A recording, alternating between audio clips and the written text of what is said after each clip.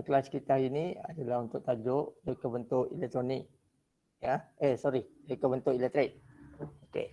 Untuk kelas yang sebelum ni, saya dah terangkan mengenai 2.3.1 iaitu mengenal pasti dan menjelaskan elemen sistem elektrik iaitu sumber, medium, beban dan kawalan. Okey. Macam yang saya dah pernah saya bagi tahu. Okey. Untuk reka bentuk elektrik ni, kamu kena ingat 4 perkara ni. Sumber, medium, beban dan kawalan. Okey. Ini benda yang paling penting. Sumber, medium, beban dan kawalan. Okey. Kalau tak ada salah satu daripada 4 perkara ni, dia tak lengkap. Ya.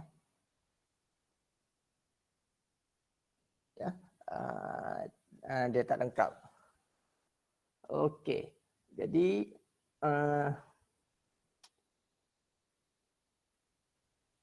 untuk hari ni saya akan sambung untuk menunjuk cara reka bentuk litar peralatan elektrik dari segi keselamatan, kedudukan peranti dalam litar dan sambungan litar.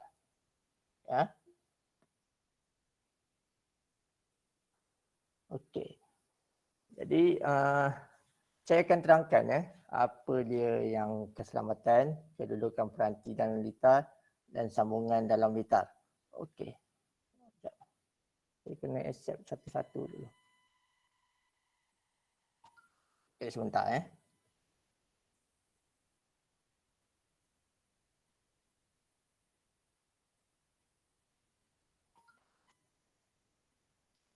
Okey.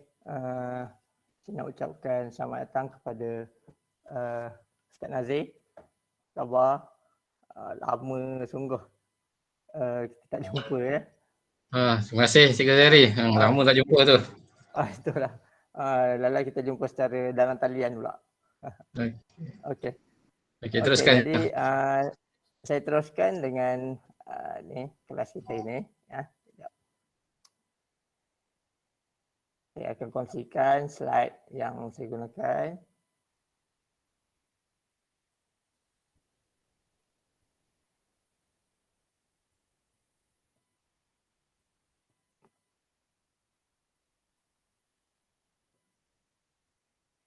Okey. Ini kita akan sambung untuk menunjuk cara reka bentuk litar peralatan elektrik. Ini benda ni memang sangat penting lah. Sebabnya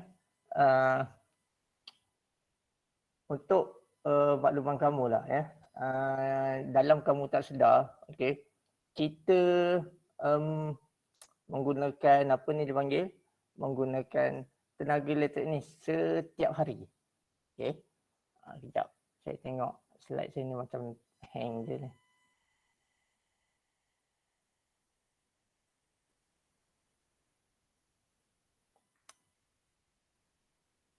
Okey. Sekejap .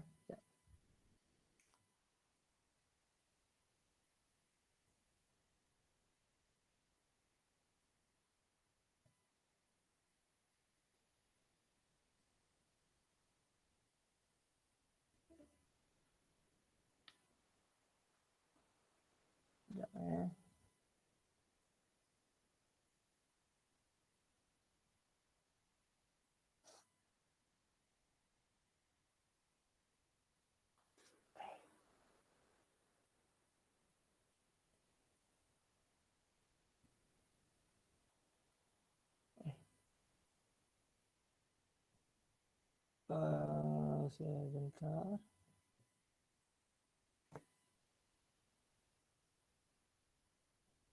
Okey.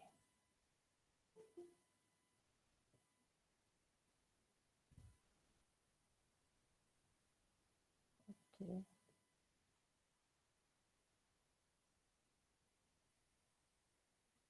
Okey. Okey, saya teruskan pada macam mana menunjuk cara reka bentuk litar elektrik ni. Okey, reka bentuk litar elektrik mengandungi Okay, susunan komponen atau peranti untuk melakukan suatu tugas yang dikehendaki dengan kriteria seperti selamat, kemas, cekap, kos yang rendah dan berkualiti. Okay, kos yang rendah ni salah satu faktor juga. Okay. Reka bentuk litar dalam peralatan elektrik kebiasaannya dibina berdasarkan 3 aspek iaitu keselamatan, kedudukan peranti dalam litar, sambungan litar. Okey. Macam ni. Ya, senang cerita kalau kamu tengok pada peralatan elektrik yang ada dekat sekeliling kamu, ya.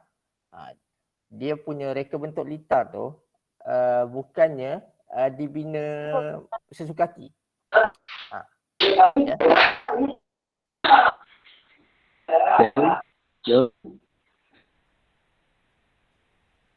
Okey. Okay, ada gangguan tadi. Okey. Jadi sambung balik.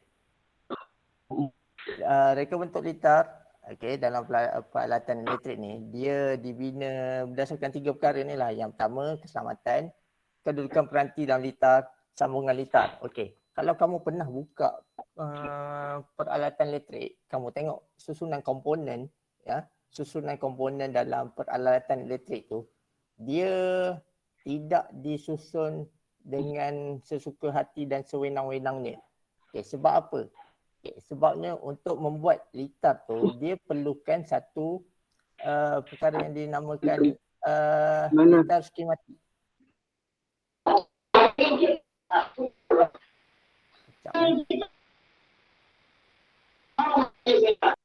Jadi gangguan. Okey. Maaf. Minta tolong kamu mutekan ni kalau ada nak bertanya nanti boleh interrupt terus, ya. Okey. Reka bentuk litar ni, okey, keselamatan, kedudukan peranti dalam litar, sambungan litar. Okey, kita tengok satu persatu keselamatan peralatan elektrik. Okey. Sekarang ni kamu tengok banyak kemalangan elektrik yang berlaku adalah disebabkan oleh penggunaan tenaga elektrik yang tidak betul. Okey, macam mana penggunaan tenaga elektrik yang tidak betul ni?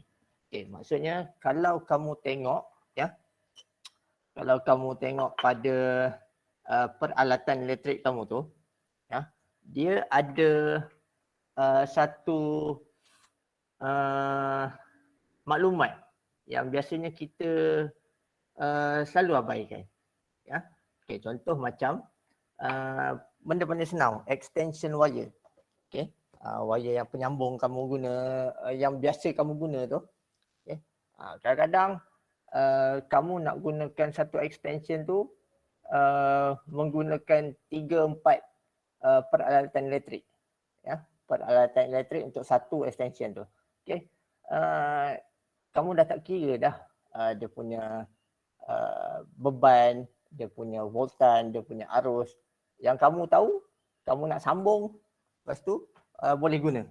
Itu yang akan menyebabkan banyak kemalangan elektrik yang berlaku. Okey. Seterusnya, keprihatinan terhadap langkah keselamatan adalah penting sewaktu bekerja menggunakan peralatan elektrik. Okay. Nanti saya terangkan lagi.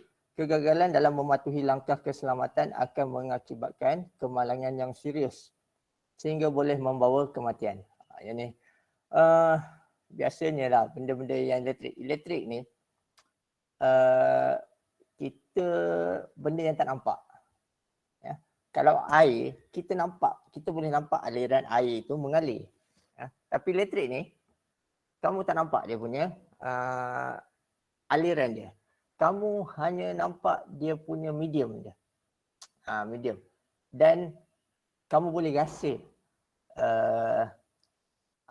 kehadiran ataupun arus elektrik itu. Macam mana nak rasa? Okey. Kalau nak rasa, saya rasa semua orang tahu. Dia senang je.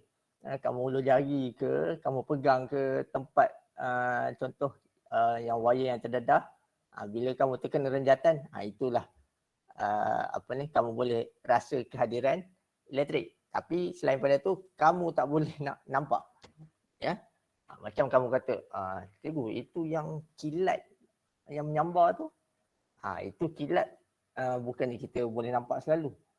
Itu sebenarnya cahaya yang kamu nampak, bukannya elektrik tu. Ya. Okey. Ciri-ciri keselamatan litar peralatan elektrik. Okey, yang pertama, sistem pembumian. Ini benda yang paling penting. Ya, sistem pembumian. Sebab apa pembumian? Okay, nanti kita akan tengok pada subtajuk yang akan datang nanti. Akan ada satu pembumian ni. Tapi senang cerita macam ni lah. Ya. Okay. Nama pun pembumian. Pembumian ni adalah wire untuk ke bumi. Okey. Kalau macam apa ni plug 3 pin tu, okey, dia ada wire untuk wire bumi satu, neutral dan live. Okey. Itu 3. Okey, neutral dan live ni biasanya untuk apa ni peralatan elektrik lah. Dan wire bumi ni adalah dia untuk mengalihkan cas-cas elektrik tu ke bumi lah. Okay. Kalau sistem pembumian peralatan elektrik ni tak baik, okay, jadi berisiko untuk untuk kita kemalangan, okay, peralatan elektrik kita rosak, okay, dan sebagainya. Okay. Penggunaan bahan antistatik bertujuan mengurangkan hazard. Okey, ini antistatik ni dia macam ni. Kalau kamu pernah rasa macam bila kamu pegang satu benda, lepas tu kamu pegang benda yang lain, kamu terasa macam ada satu renjatan. Walaupun kamu punya apa ni, mungkin kamu tu dalam tangan kamu, fizikal kamu dalam keadaan kering ke apa, tapi kamu masih lagi terasa renjatan. Ya. Okey. Ataupun satu lagi macam ni contoh, kalau kamu buka TV ke radio ke TV, lepas tu kamu pergi dekat TV tu, kamu rasa belah bahagian belakang tu kamu terasa macam ada satu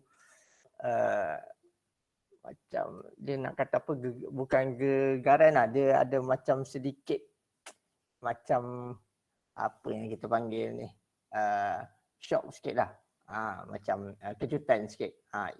Itu adalah ni lah, kadang-kadang elektrostatik lah. Okay. Untuk nak dapat elektrostatik ni paling mudah kamu buat macam ni lah. Kamu ambil satu contoh, apa nak kata, kalau kamu ada kain yang berbulu sikit, okay, kamu gosok, lepas tu kamu letak dekat tangan kamu, kamu nampak bulu tu dia akan menegak, ataupun bulu roma kamu menegak. Okey. Penebat berganda, okey, double insulators, penggunaan fuse untuk mengelakkan pengaliran arus yang tinggi, pemakaian peralatan perlindungan diri, PPE. PPE ni sekarang saya rasa kamu tahu dan kamu pernah dengar.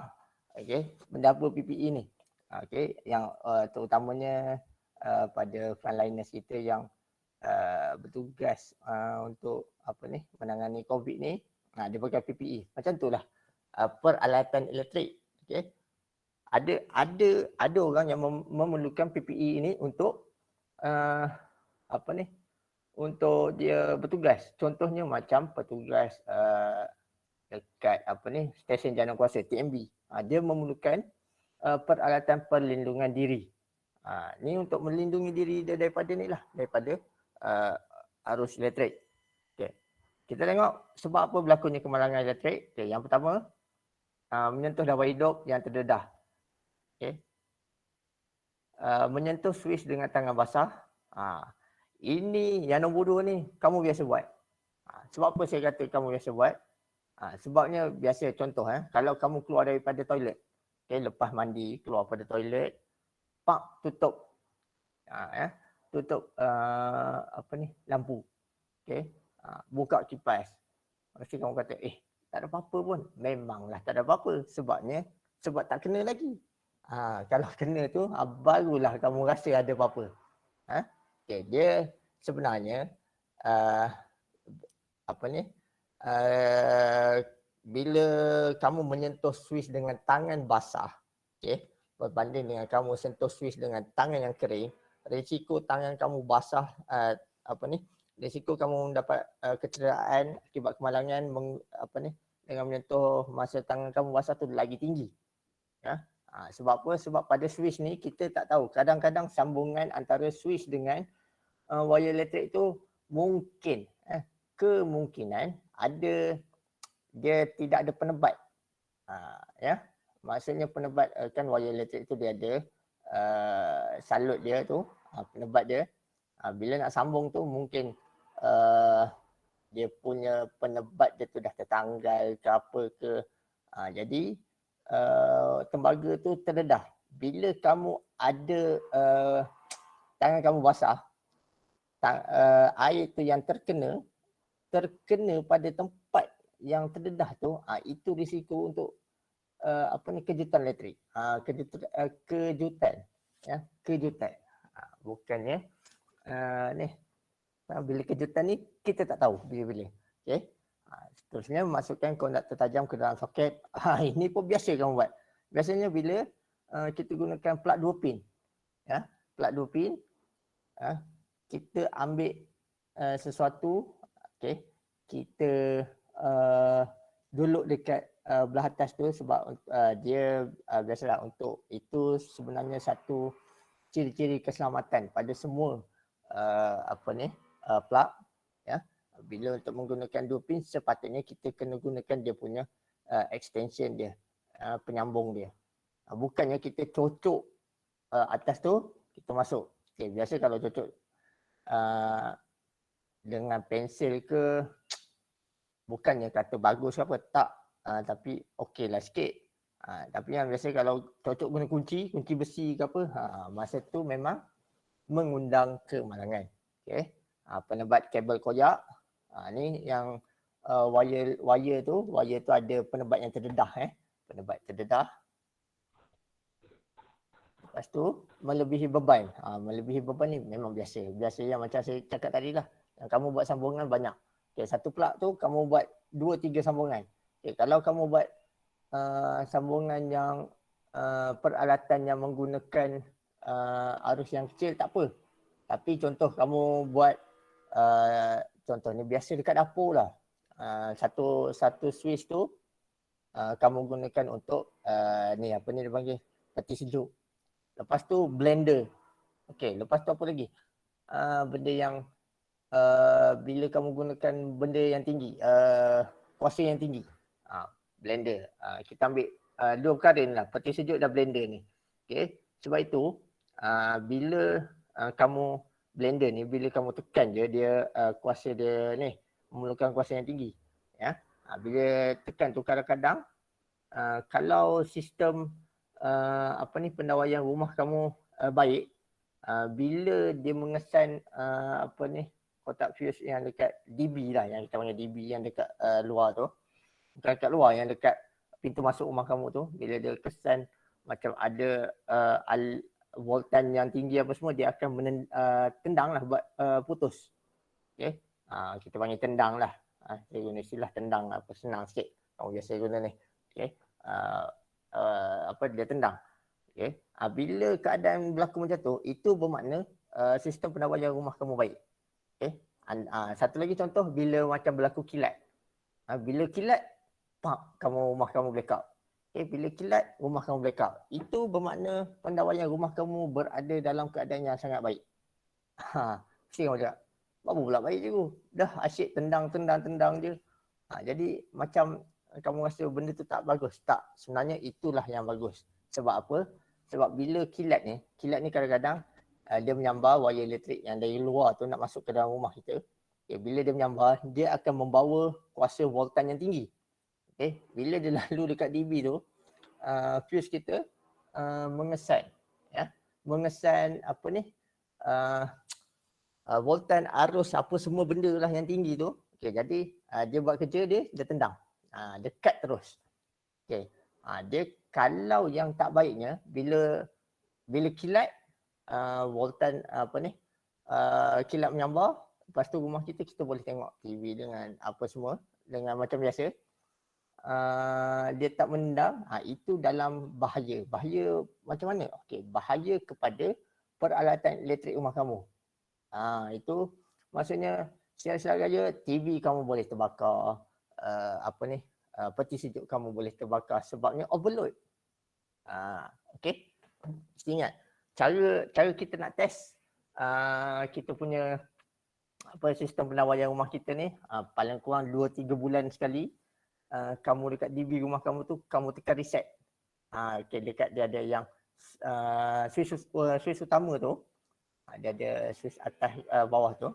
Kamu tekan dia ada satu butang kat situ, kamu tekan reset. Bila kamu tekan reset tu, bila dia tendang maknanya dia tutup switch tu ke bawah, maknanya sistem penawaian rumah kamu tu bagus. Tapi kalau kamu tekan tak ada apa-apa, maknanya tak ada, dia tak tendang apa semua, pendawaian elektrik rumah kamu tu hidup, itu ada masalah.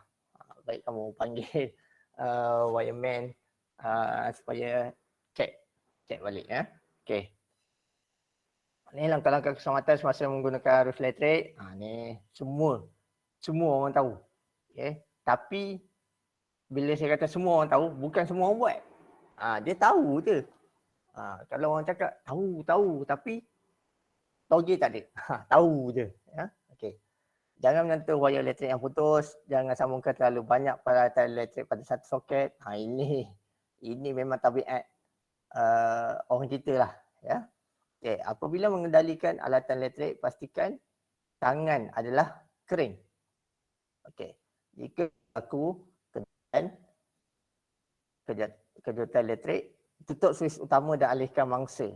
Okey, dengan kayu kering. Okey, ini satu tips ya.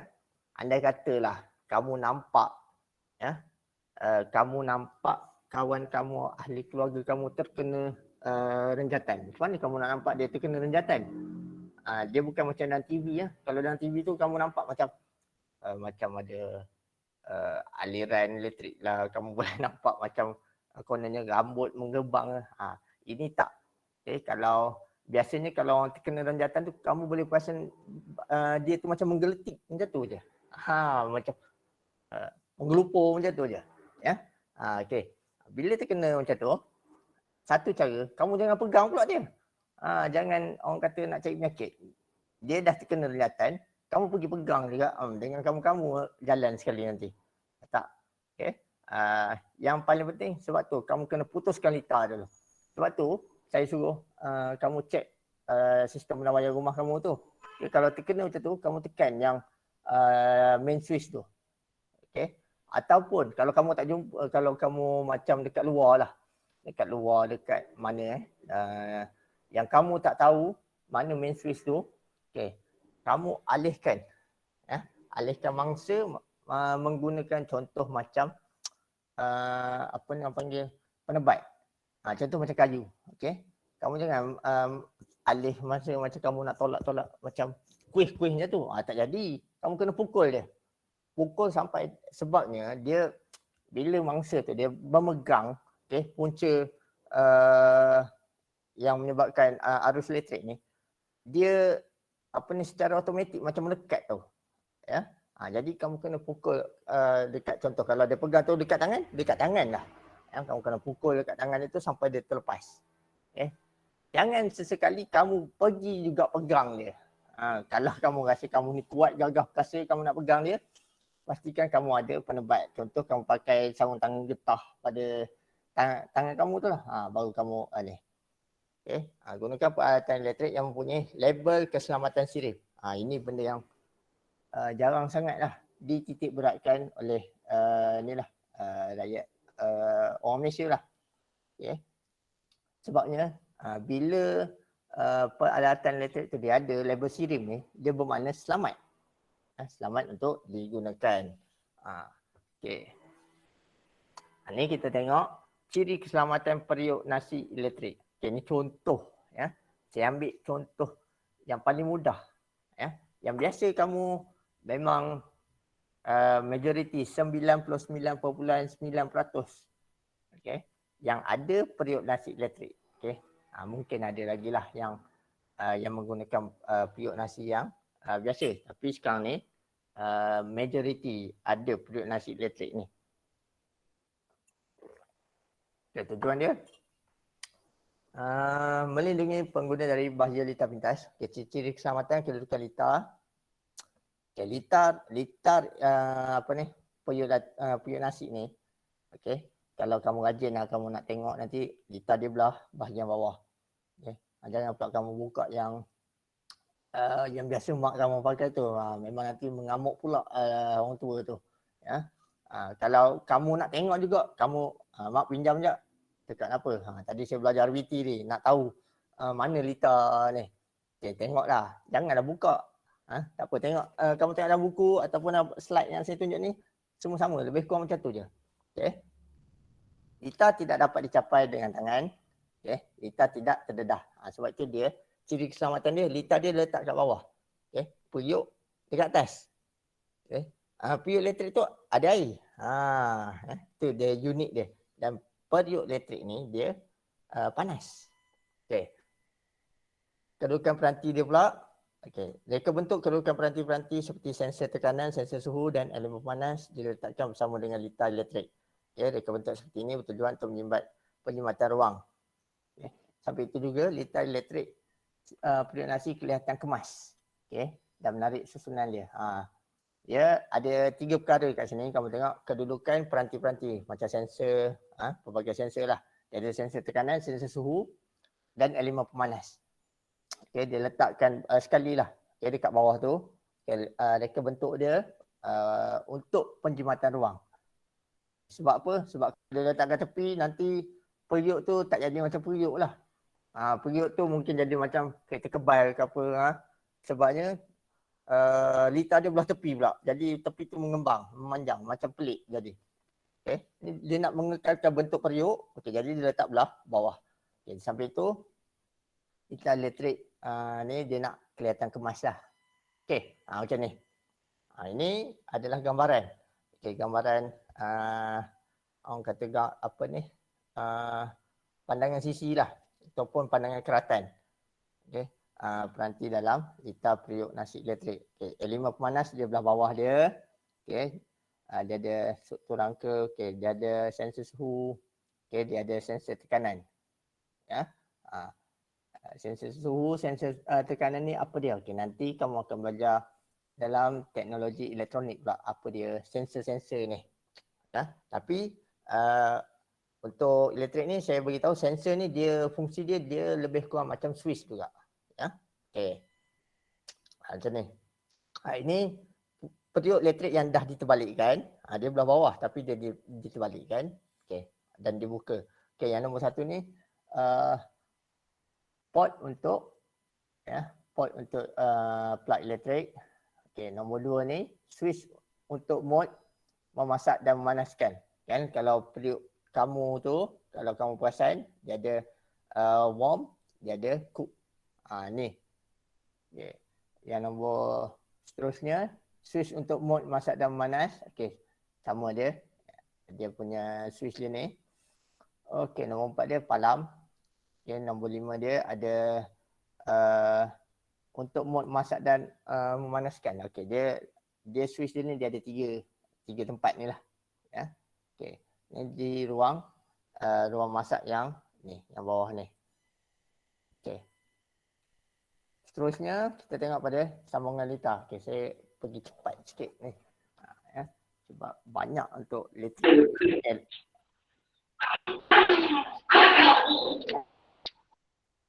Okey. Reka bentuk sambungan litar elektrik pada komponen atau peranti disusun mengikut suatu tugas fungsi yang dikehendaki. Okey, terdapat pelbagai jenis litar dalam sambungan litar elektrik. Yang pertama, okay, yang ni kamu kena ingat ya. Banyak litar, pelbagai jenis litar. Okay, litar tertutup, litar buka, litar pintas, litar salah kekutupan, litar bocor ke bumi, litar bypass. Kita tengok satu-satu apa dia litar tertutup. Litar tertutup ni maksudnya litar ini mempunyai satu kitaran lengkap pergerakan arus, voltan dan kuasa dalam satu litar elektrik. Contoh, lampu menyala apabila switch ditekan. Kalau kamu perasan kat sini, dia beritahu litar tertutup ni akan menyebabkan lampu menyala. Ya, saya tunjuk contoh. Saya tunjuk contoh di sini.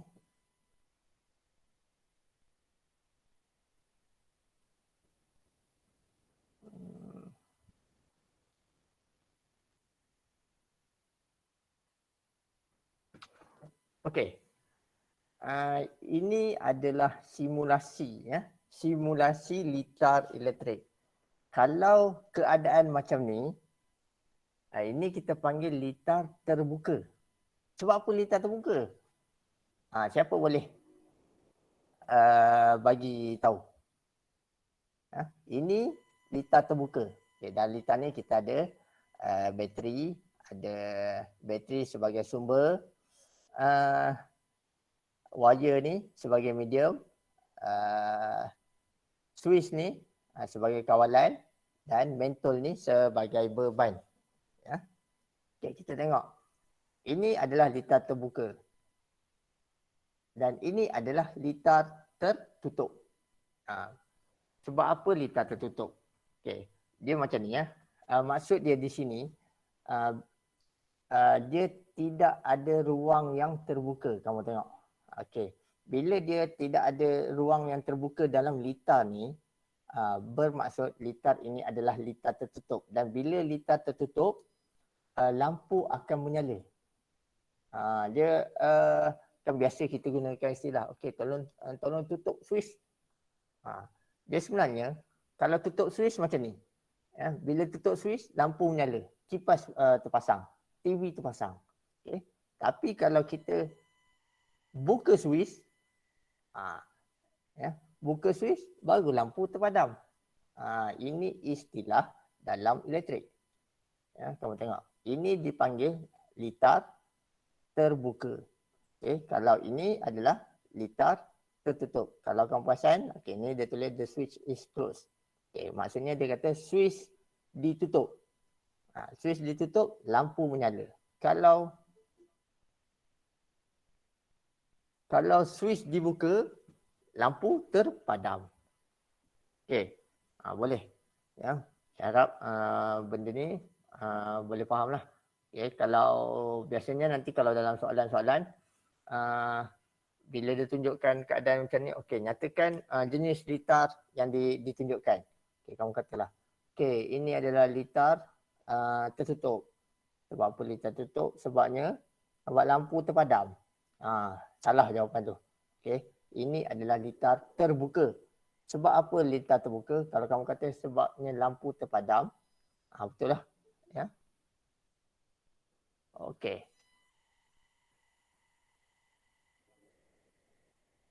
Balik semula. Ini litar tertutup. Okay, litar buka, macam ni ya. Litar buka, maksud dia litar yang tidak mempunyai satu putaran lengkap lah. Ya, macam yang saya kata, paling mudah, bila switch tu dibuka, maksudnya litar terbuka. Bila switch tu tertutup, maksudnya litar tertutup. Switch tu tertutup, maksudnya dia bersambung lah. Ya, maknanya dia ada litaran elektrik. Okay, litar pintas. Ni yang biasa yang kamu sebut short. Cikgu dia wire short. Kamu biasa nak ngejek-ngejek kamu cakap, cikgu dia short, cikgu dia biasa dia short. Ni dia litar pintas. Apa dia litar pintas tu? Bahasa Inggeris short lah, short circuit. Satu keadaan yang berlaku di mana wire hidup, atau wire positif bersentuhan dengan wire neutral, wire negatif tanpa melalui beban. Contoh dia penebat wire bocor dan berlaku sentuhan antara wire hidup dan neutral secara terus. Ia akan menghasilkan percikan bunga api. Boleh menyebabkan kebakaran. Saya tunjuk contoh saya tunjuk contoh pada ni tadi. Bila litar pintas macam ni. Ada satu wire ni, disambungkan antara penyambung. Macam ni. Kamu nampak? Ya. Ini menjadikan maknanya dia antara positif dan negatif ni dia bersambung. Dia arus ni dia tak sempat melalui beban. Jadi bila ada short circuit, ini yang dipanggilkan short circuit. Okay. Litar pintas. Maknanya litar ni dia punya orang kata sifat dia nak mencari jalan pintas. Satu perkara arus ni sifat dia akan cari laluan yang paling apa ni dipanggil paling dekat untuk balik semula kepada sumber. Kamu tengok kalau dia terus masuk kepada apa ni ni dipanggil sekejap.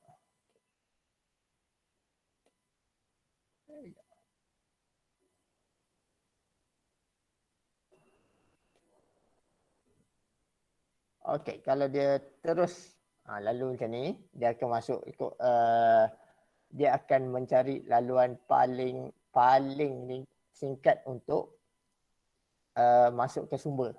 Okey, macam ni. Andai kata saya tak sambung kan, kamu tengok. Dia akan cari laluan yang boleh. Okey, tapi kalau dia bersambung, ini yang dinamakan litar pintas. Okey, litar pintas. Litar pintas ni suatu benda yang bahaya lah. Ya. Okey.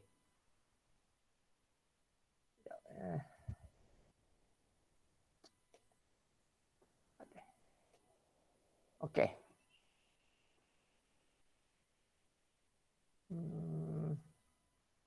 Okey, sikit lagi. Okey, litar salah kutub. Okey, litar salah kutub ni terhasil daripada salah kekutuban lah. Tadi yang saya boleh tunjukkan animasi, yang tadi dia tak boleh sebab dia menggunakan arus unalik. Arus unalik ni dia sebenarnya dia tak ada positif dan negatif. Okay, contoh litar salah kutub ni macam ni lah. Wire live dan neutral pada LED. Okay, live dan neutral ni lah. Apa ni dia panggil? Positif dan negatif. Dia tersalah. Okay, bila dia tersalah sambung. Okay, contoh kamu tengok. Wire positif dan negatif pada LED. LED dia ada kekutuban dia. Bila tersalah sambung dia tak akan menyala. Okay. Itu je lah. Dia tak macam kalau litar pintas. Kalau litar pintas, kalau kamu buat macam ni litar pintas, LED kamu tak menyala. Ya. Dia kadang-kadang dia akan boleh mengalami kerosakan. Okay. Litar bocor ke bumi. Apa dia maksud litar bocor ke bumi? Adalah litar yang terjadi akibat kebocoran arus pada wayar hidup dengan badan logam perkakasan. Okay.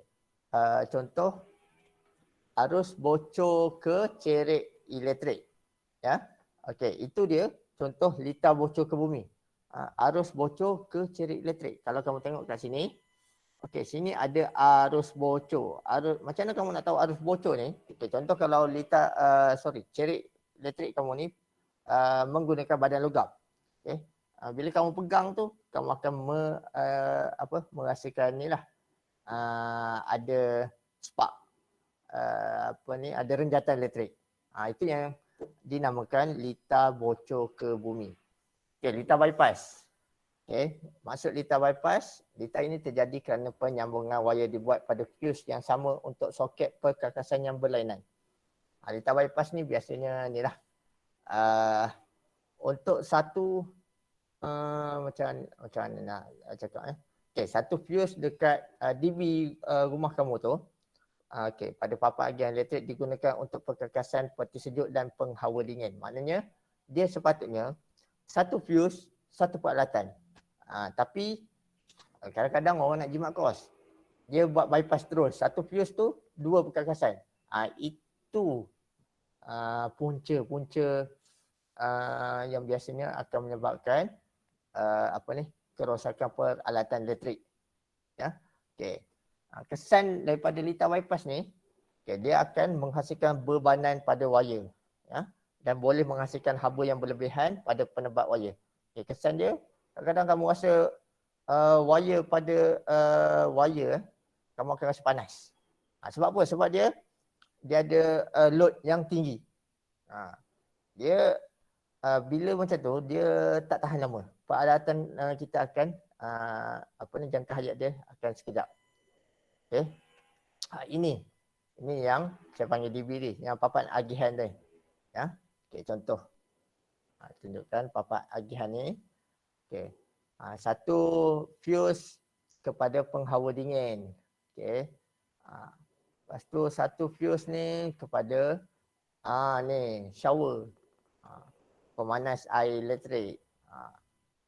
Sepatutnya satu peralatan satu fuse. Lepas tu saiz kabel dia kena pakai minimum 2.5 mm.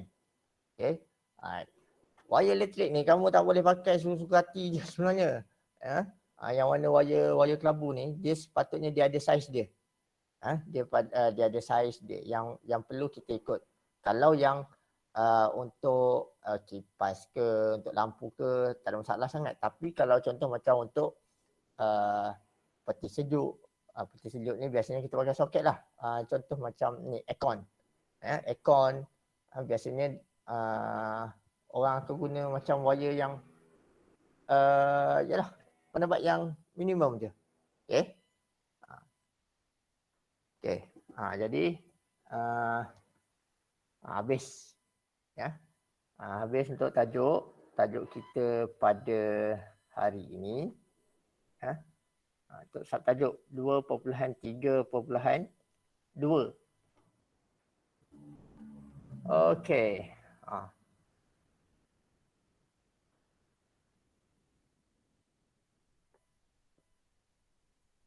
Okey, ada apa-apa yang nak tanya? Saya dah cakap tak berhenti ya dari tadi. Sebab kalau saya berhenti saya tak ingat apa yang saya nak sambung balik. Okey. Okay, sesiapa yang ada soalan, sila tanya. Ada apa-apa kamu nak tanya? Ikut ada ini kita ada tuan pengetua ada ya.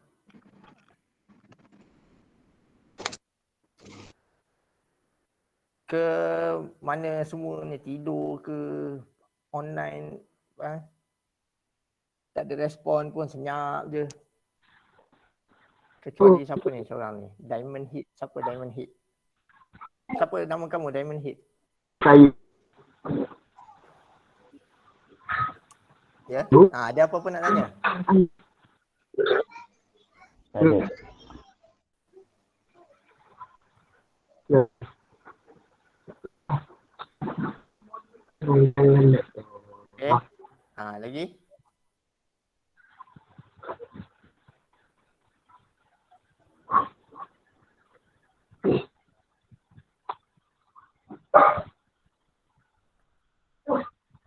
Okey. Boleh. Tolong jangan. Dah.